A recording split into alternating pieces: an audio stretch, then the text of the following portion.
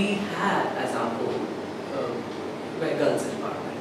We believe that it's not important just to give them an academic education unless it can be enriched with a clear understanding of who they are in the world, an understanding of themselves, their rights, and a way in which they can be made to look at themselves as equal persons, such that they are strengthened to go out and realize their equality. I think Prerna is different in that respect. Secondly, it's truly a very caring, nurturing school.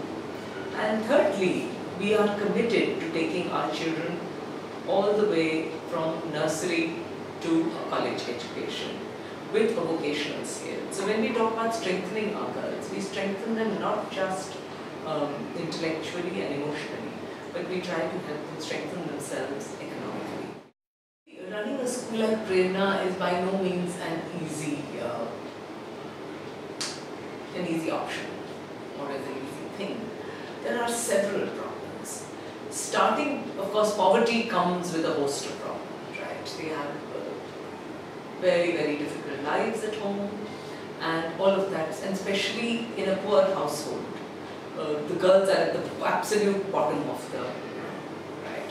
Alcoholic fathers, they're put to work very early in life, as early as 7 years old, very little care at home, very little health care at home.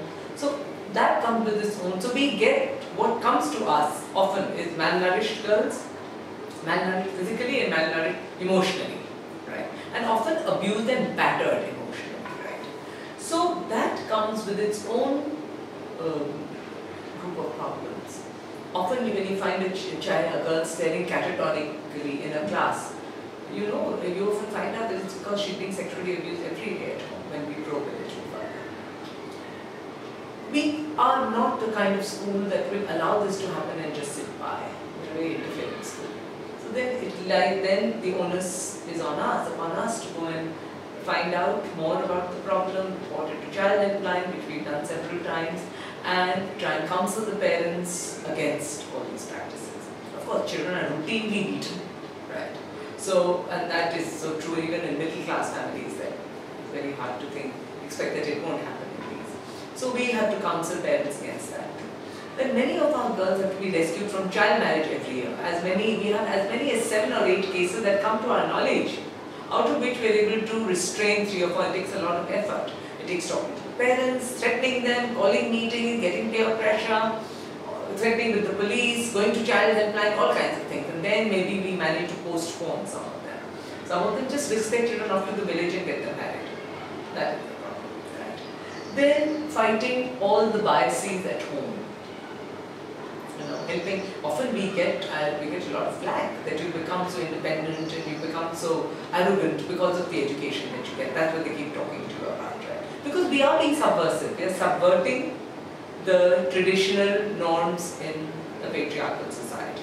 That's our goal, actually. And stated goal. We don't make any bones about it, and we're very open about it.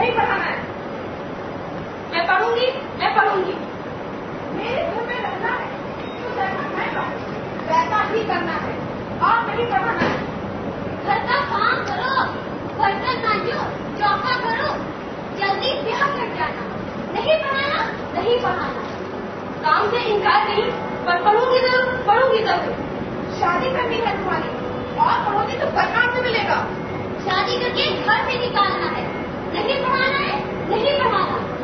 घर से निकलना है मंजूर, मर जाना है मंजूर। मैं पढ़ूंगी जरूर, पढ़ूंगी जरूर। मिट्टी का तेल रखा है, जला लो अपने आप को। हाँ, जला दो अपने आप को। खाओ अपनी कसम, अब मैं पढ़ोगे तो। हाँ, खाओ अपनी कसम, अब ना पढ़ोगी तुम। मैं नहीं कसम खाऊंगी, मैं जरूर पढ़ूंगी, मैं जरूर पढ़ूंगी। क्यों नहीं पढ़ाना है? क्यों पढ़ाना कोई जुर्म? मारने मरने की क्यों वजह बनी पढ़ाई? क्यों पढ़ने को जुर्म बनाया? शादी दे दो, पति चाहे तो वही पढ़ाएगा।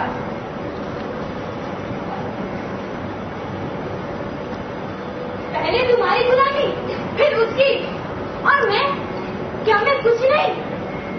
इसके अधिकार का क्या होगा? इसकी इच्छाओं का क्या होगा? खुशबू का क्या होगा? अधिकार, इच्छा, खुशबू। मैं हूँ पिता, इसका रखवाला। जैसा मैं चाहूंगा वैसा ही होगा। हाँ, वैसा ही होगा। मुझे पढ़ना है, मुझे पढ़ने दो, मुझे पढ़ने दो। पढ़ना है तो घर से निकलो, मेरे घर में न रह पाओगी। मेरे घर में रहना है तो जैसा मैं कहूँ वैसा ही कर पाओगी। हाँ, वैसा ही कर पाओगी।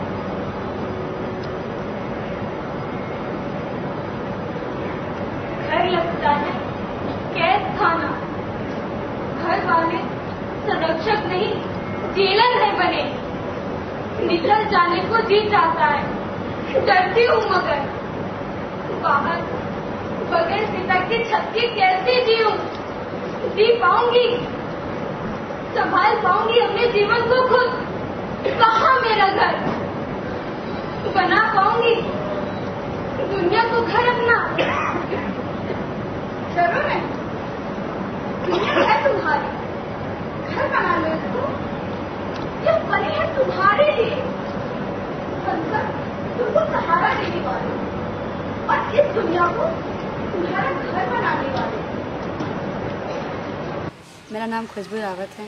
मैं क्लास 11 में पढ़ती हूँ, प्रेरणा स्कूल में। तुम्हारे लिए सवाल है कि तुमने तो वो नाटक किया नहीं, लेकिन तुमने देखा, कई बार देखा, यस आंटी। तो तुमको कैसा लगा? तुम्हारे मन में क्या क्या ख्याल? आंटी, उस नाटक को देखकर यही मतलब उसके बारे में तो मैंने अभी तक सोचा नहीं। मुझे मतलब बहुत अजीब सा लग रहा था। सच बताओ आंटी, जब इसको नानी देखती थी ये नाटक, उसको बहुत अजीब सी फील होती थी। मतलब कि ये रियल स्टोरी थी, मतलब कि एक क्या बताएं, मुझे बहुत रोना सा फील होता था इसे देख के। दुख लगता था? बहुत दुख लगता अभी था। भी कभी मतलब जब भी देखते हैं तो लगता है जैसे कि वो ही दिन मेरे सामने है और हर एक लड़की के सामने आता है। वो कैसे उसको संभालती है, उस परिस्थितियों को पता नहीं चलता। मैंने उस वक्त अपने आप को कैसे मतलब बचाया उस जाल से, वो मैं जब इस वक्त जब देखती हूँ तो मेरी समझ में खुद नहीं आता कि ये मेरे साथ कब क्या हुआ। और इसका वीडियो आज मैं देखती हूँ तो मुझे वही दिन याद आता कि कैसे पापा मतलब कहते थे, पढ़ना है तो घर से निकलो, मेरे घर में न रह पाओगी। मेरे घर में रहना है तो जैसा मैं कहूँ वैसा ही कर पाओगी। हाँ, वैसा ही कर पाओगी। तुमने इसके पापा का रोल किया तो तुमको बल मिला, तुमको क्या लगा? बोलते हाँ, कैसे वही कैसे मतलब कि इतना मार सकते हैं उसको ना, बच्चे को कैसे मारते हैं? मतलब कि अपनी अपनी बच्चे को कितना मारते हैं, कैसा? क्यों पढ़ाना कोई जुर्म? मारने मरने की क्यों वजह बनी पढ़ाई? क्यों पढ़ने को जुर्म बनाया? शादी दे दो, पति चाहे तो वही पढ़ाएगा। तो इसमें करने से भी तुम लोग बदले, लेकिन कैसे बदले वो मैं पूछ रही हूँ। जैसे कि एक बार मेरे साथ हुआ था आंटी, जब क्लास 9 में आई थी तो पापा मुझे लर्न करने के लिए काम मना करते थे। घर पे रहो, जो सीखना है घर पे सीखो, स्कूल में कंप्यूटर नहीं सीखना, लड़कियां कंप्यूटर नहीं चलाती। तो पापा उस वक्त शादी भी तय कर रहे थे। जब मुझे पता चला तो मैंने यही मम्मी से मैंने कहा कि मम्मी मुझे शादी नहीं करनी और मुझे पता भी नहीं शादी के बाद क्या होता है। तो पापा ने मेरा बैग रख दिया बंद करके कमरे में मेरे, और वो मुझे स्कूल नहीं आने देते थे। वो चाहते थे कि मैं ना आऊँ। तो अब मैं लैब आई थी और आप भी उस वक्त आई थी, तो मैं आपके ऑफिस में जाके आपने मुझे बुलाया पूजा से जब, तो मैं जाके आपको लिपट के कितना रोई थी। तो मुझे आपसे हिम्मत मिली कि हाँ कोई तो मुझे सहारा दे रहा है। तुमने बहू की चिट्ठी वाले में भी किया तो बनी बिंदु, वो भी किसी और की कहानी थी, लेकिन ये तुम्हारी दोस्त की कहानी थी। हाँ, तो उसको करने में और इसको करने में क्या अंतर रहा? आंटी जब मम्मी पापा जब डांटते थे सच में रोंगटे खड़े हो जाते थे, सच में ऐसे लगता था जैसे मुझे ही डांट रहे हैं। Many of the Prerna girls have been known to enroll themselves in school. They kind of walk in and register themselves. It's not that the parents are bringing all these children. And in many cases there is a resistance at home to sending them to school. What inspires them to come is that they seem to have a firm belief that education is a good thing. They don't know what it's going to do for them, but they believe that it's a good thing. And I think once they're here, then they like to stay because of the experience. That it's a haven of refuge from many of the darknesses of their lives. And they built a kind of a family here, which consists of their teachers, their friends. They have an open social environment here. They have an actively stimulating environment here, and most importantly, it's a safe environment. And I think that's what keeps them going.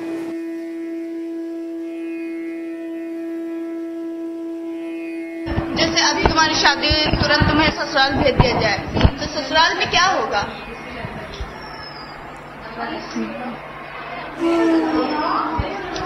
बताओ, जो real में होता है, सबके साथ होता है, वही बताओ क्या होगा। यही काम। लड़की को शादी के बाद ससुराल में जब भेजते हैं तो उसके साथ क्या क्या होता है? उसके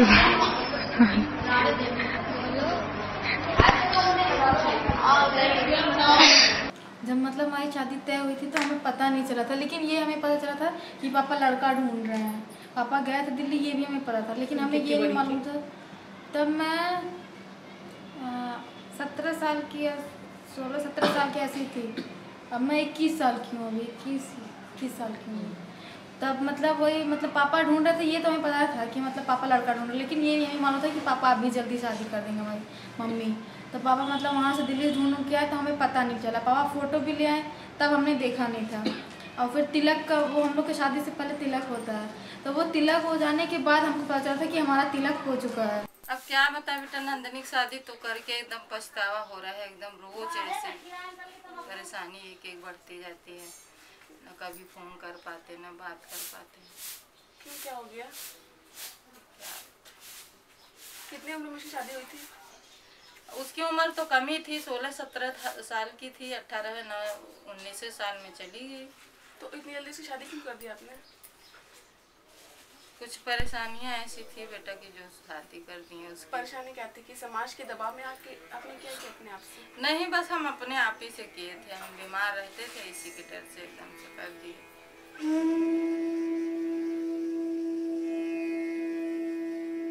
आपकी शादी किस उम्र में हुई थी? हमारे तो 26 साल हो गए। 26 साल में हुई थी।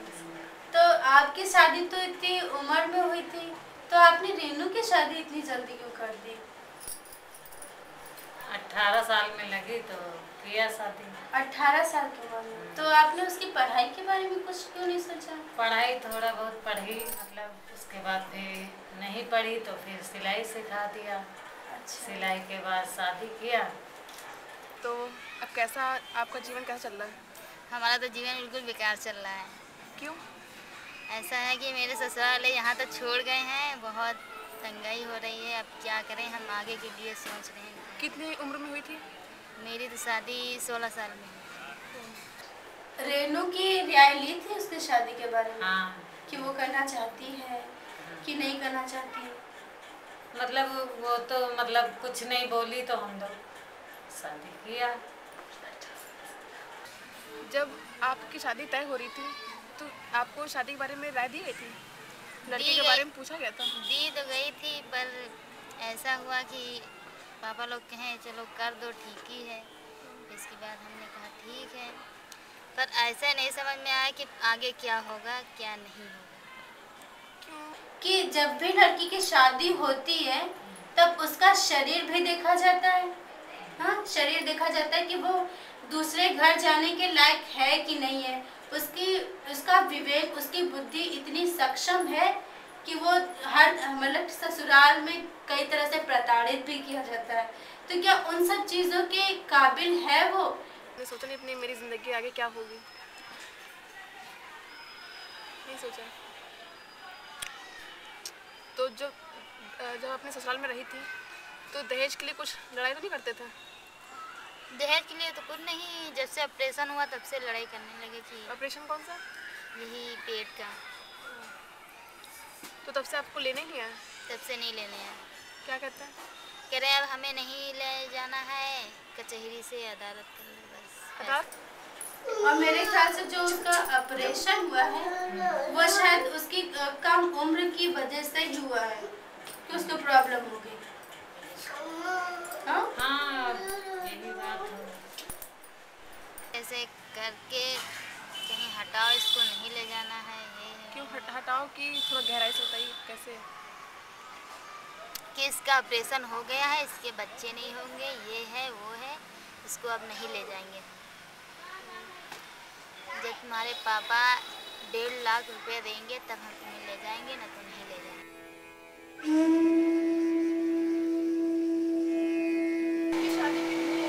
मेरा भी बाल विवाह ही हुआ था। एज बताइए। एज हमारी 15 साल। तो आप बता नहीं क्या? तब इतनी अकल नहीं थी। शादी कितने साल की उम्र में हुई थी? हमारी शादी तो हुई थी 13 साल की उम्र में। 13 साल की उम्र में? इतनी जल्दी क्यों हो गई? पहले के लोग इतना जल्दी कर देते थे। अच्छा। जल्दी 16 साल में। 16 साल में। तो आपने शादी के बाद पढ़ाई की क्या? नहीं पढ़ाई। और इससे पहले पढ़ाते थे लेकिन माँ बाप ने पढ़ाया ही नहीं। क्यों? कहने लगे बच्चे हो गए, लड़कियों को पढ़ना नहीं चाहिए, घर ही में रखो। की उम्र आपकी किस उम्र में शादी हुई थी? हमारी शादी हुई थी 14। बच्चे? आप बच्चे हमारी एक लड़की है 2-3 साल के बाद लड़की। Whenever you ask them when did you get married, they tell you they got married 12 and 11. It's always with a smile and with a laugh. And whenever you ask them, do your husband beat you? That is also with a smile and with a laugh. Yes, I think it's a sheepish laugh. There are two things why they smile and why they laugh. One is that they pretty much take it for granted that that's what happened with everyone. That they have a choice in the matter, and they don't think it was a big deal. They don't think that there was anything very wrong with that because it was so customary and it was so widely prevalent. And secondly, in the case of, and that's the case with wife beating, that again it's so widely prevalent that it doesn't seem like anything out of the ordinary, which is fine. But they're also embarrassed, so it's also a sheepish kind of smile. Right? So that's the reason. In fact, whenever it happens, I know that and I'm talking about that in any strata of society. My mother was married at 16, and I asked her, and she said to me very easily, I said, didn't you mind? She no. And weren't you scared? She no.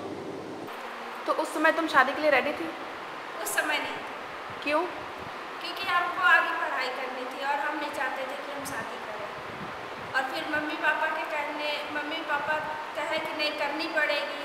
फिर और घर वाले और चाचा लोग बोलने लगे नहीं तुमको शादी करनी पड़ेगी। तो हमने मना भी किया नहीं करेंगे, फिर भी उन लोगों ने कहा नहीं अब हमने तय कर दी तो करनी पड़ेगी। तो तुम्हारी मम्मी ने अपनी मर्जी से नहीं, समाज के दबाव में आके किया है? हाँ। शादी होने वाली थी, आपसे राय ली गई थी कि शादी हमारी हो गई? पहले का कोई नहीं पूछता था कि मतलब शादी करें या ना करें, चुपचाप शादी बेटियों की हो जाती थी। तो लड़का कैसा था आपको बताया गया था कि उससे राय ली गई थी आपसे? कुछ नहीं, हम तो अपने पति को देखा भी नहीं कि कैसा है कैसा नहीं, चुपचाप शादी ऐसे कर दिए। जब मतलब कि हमें देखने गए फिर भी नहीं देखे, जब शादी करके आए हम घर पे तब हमने अपने पति को देखा। तो आपने जानने की कोशिश नहीं करी कि मेरा पति कैसा है? नहीं, बचपना था ना तो कुछ मतलब कि कुछ नहीं मालूम था कि क्या पति होता है, क्या ससुराल होती है, क्या ससुर होता है, क्या मतलब कि कुछ होता है।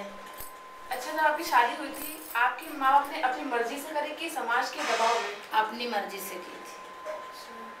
तो उन्होंने सोचा नहीं कि इतनी कम उम्र में अपनी बेटी की शादी कर रहे हैं? वो तो गरीब थे, वो सोचे कि मतलब कि लड़की हमारी है, हमारा बोझा बन गई थी और हमने इसकी शादी करके इसको घर भेज दिया। तो आप बोझ क्यों समझ रहे थे? बोझ मतलब कि लड़कियां थी, तो वो सोचे कि मतलब कि शादी, बड़ी लड़की सबसे हमी थी कि जल्दी शादी कर दे, अपने घर द्वार भेज दे। पहले का जमाना था ऐसा। उम्र आप लोग क्या मानते हो? बाल विवाह की उम्र जो 12 साल 13 साल से पहले होते हैं वो बाल विवाह, अगर 17-18 तक हैं तो वो बाल विवाह नहीं कहे जाए। मगर हमारी सरकार में तो लड़कियों की 18, लड़कों की 21 दी गई है। हाँ, वो सही बात है, उससे पहले वो नाबालिग जरूर होते हैं, लेकिन माँ बाप अपनी जिम्मेदारी को ख़त्म करने के लिए या अपनी जिम्मेदारी समय से निपटा सकें, अगर 1 आध साल आगे पीछे करते हैं तो उसमें कोई दोष नहीं है। बाल विवाह की परिभाषा जो कानूनी तौर पे है वो ये है कि कोई भी बच्ची 18 साल के पहले अगर लड़की की शादी की जाती है तो बाल विवाह माना जाता है, और 21 साल से पहले अगर लड़के की शादी की जाती है तो वो बाल विवाह माना जाता है। चाहे वो अपने मन से करे, चाहे उनके माँ बाप उन्हें बाध्य करें, तब भी वो बाल विवाह माना जाएगा। और इसका इतिहास ये है कि एक ज़माना था 1926 से पहले, जब शादी एक्ट से पहले, जब बच्चों का विवाह बहुत ही जल्दी किया जाता था और वो बिल्कुल कानूनी था, उसके बाल विवाह के संदर्भ में कोई भी कानून नहीं था। फिर शादी एक्ट आई जिसमें 14 साल की उम्र करार की गई लड़कियों के लिए और लड़कों के लिए 16 साल। उसके बाद वो 16 साल की हुई और फिर अब 18 साल की हुई।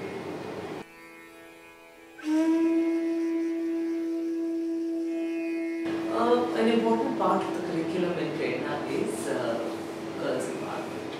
And what we mean by that is that at a very early age, actually after class 6 as part of their timetable, they are supposed to discuss all the issues that relate to the girl child, all the problems that relate to the girl child, like domestic violence, child marriage, sexual abuse, etc. And we make them aware of their rights, their legal rights, and their moral rights, and we talk to them a great deal. We discuss things. We call in forums that we call critical dialogues. So at one point we asked them that, all right, so what now? You know, what are you going to do with all your empowerment? They said, oh, we should make sure that other people learn about this too. I said, how are you going to do that? I said, we'll go out and talk to them like we talk about them in school. We should be talking about them in the community. And they formed themselves into a group, into an activist group called Veerangana, and they took this as their mission, that they would take the issue of domestic violence or child marriage and they would take it to the community. So they conducted several meetings there. Then they ran a signature campaign with men and women, and then they had a huge rally, which I think 300 people in it. They had performed a street play, and their idea is to reach out to people, to talk to them, and to help spread